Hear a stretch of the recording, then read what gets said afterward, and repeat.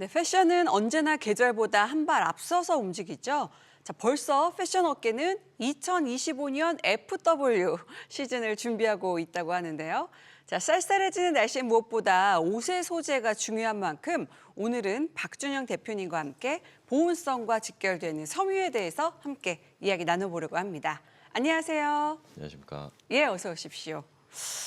자, 뭐 벌써 패션 업계는 이미 여름을 향하고 있는 계절 넘어서서 가을, 겨울을 준비하고 있는데 요즘 섬유 업계는 어떤 트렌드들이 주목을 받고 있을까요?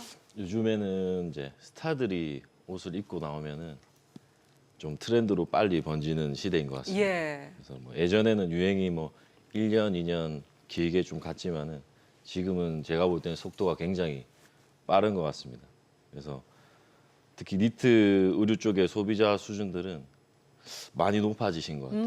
많이 높아지셔서 뭐 예쁜 디자인도 중요하지만 이제는 퀄리티와 이제 소재 같은 것들이 좋은 거를 많이 찾으시는 것 같아요. 그래서 쉽게 말해서 이제 겉보다는 속을 찾으시는 것 같습니다. 그래서 고급 니트류 같은 경우에는 보면은 재구매율도 굉장히 높은 것 같습니다.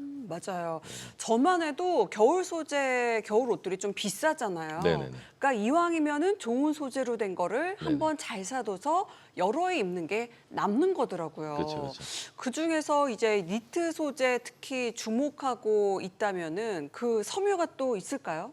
특별히 인기를 끌고 있는?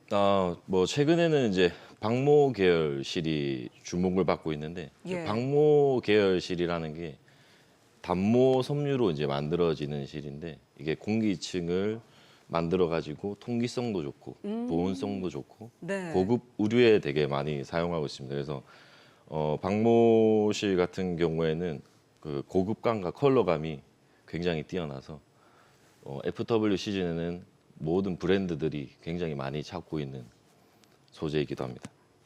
예.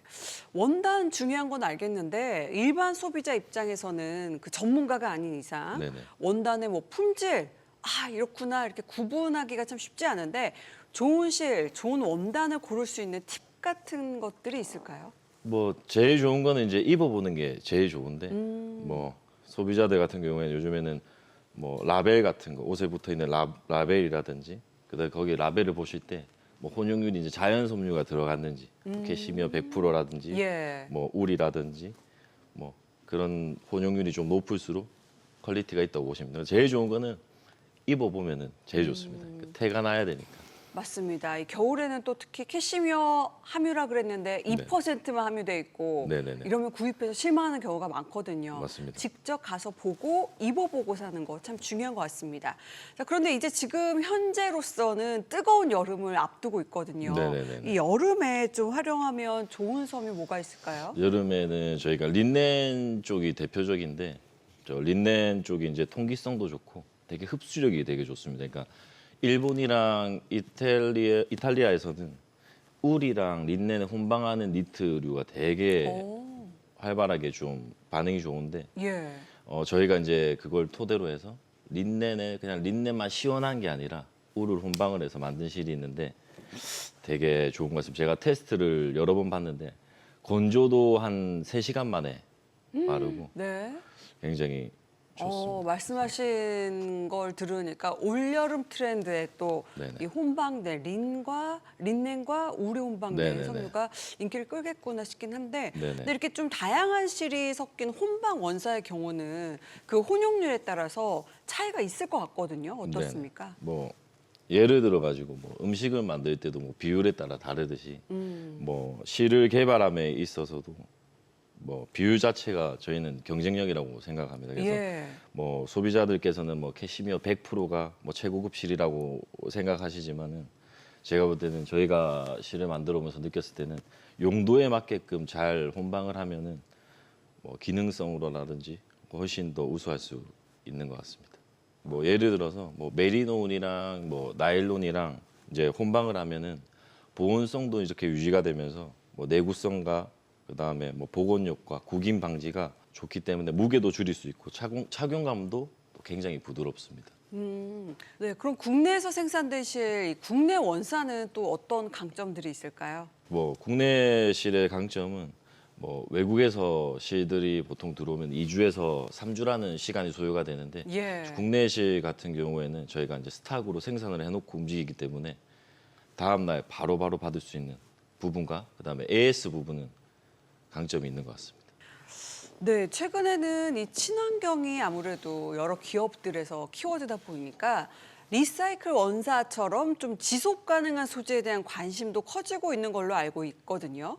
자, 이런 원사들의 향후 전망에 대해서는 어떻게 보시나요? 뭐 유럽 쪽에서 이제 바이어들 같은 경우에는 리사이클 인증을 요구하는 곳도 많은데, 그다음에 아시아 쪽에서는 아직까지는 리사이클에 있어서 반응이 그렇게 뜨겁지가 않은 것 같습니다. 그래서 뭐 인증 절차도 되게 까다롭기도 하고, 그다음에 재생 원료를 썼다는 거에 있어서 일본이랑 한국 고객들도 제가 미팅을 보면 아직 조금 머뭇대는 거는 같습니다. 그래서 뭐 하지만 뭐 리사이클 원료 시장이 뭐전 세계적으로 지금 화두가 되고 있는 만큼 대한민국에서도 리사이클 제품에 대한 특별한 혜택과 지원이 있다면 충분히 전망을 봐도 메리트가 있을 것 같습니다. 예, 이 패션에서 또 뭐 원사면 원사지만 또 중요한 빠질 수 없는 게 컬러잖아요. 이런 원사로도 다양한 컬러감을 뽑아낼 수 있는 건가요? 그렇죠. 뭐 예전에는 뭐 니트 원사 컬러가 주로 기본 베이직한 컬러였으면은 지금의 트렌드는 좀 유럽처럼 파스텔 계열이 확실히 반응이 뜨거운 것 같습니다. 그래서 실의 특성에 따라서 알파카 니트에 어울리는 컬러가 있고, 그다음에 캐시미어에 어울리는 컬러가 있고, 그다음에 울에 어울리는 컬러가 있는 것 같습니다. 그래서 제가 볼 때는 저 컬러를 개발하는 게 키 포인트라고 생각하고, 컬러 같은 경우에는 뽑을 때 수질이 되게 중요하거든요. 그래서 한국은 예.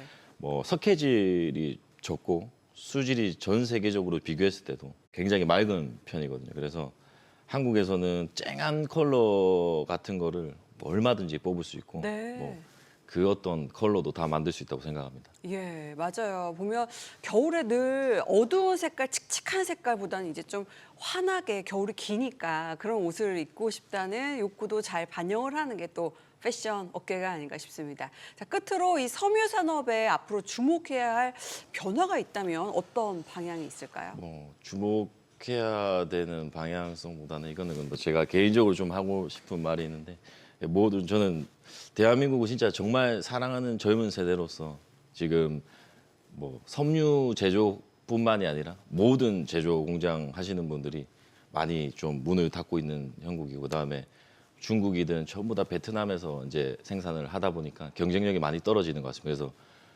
대한민국이 제조 산업으로 성장한 나라인데 너무 넉넉고 무너지는 것 같아서 제가 좀 안타깝긴 한데, 뭐 이런 부분에 있어서 똑같이 뭐 중국이랑 가격을 비교해서 뭐 맞춰달라는 건 아니지만은 국내에서 생산되는 모든 것들에 대해서는 온라인이든 오프라인이든 뭐 도매 사장님이든 분들이 국내 거를 썼을 때에 대한 혜택을 좀 확실하게 주는 제도가 나오면은 너무 좋을 것 같습니다.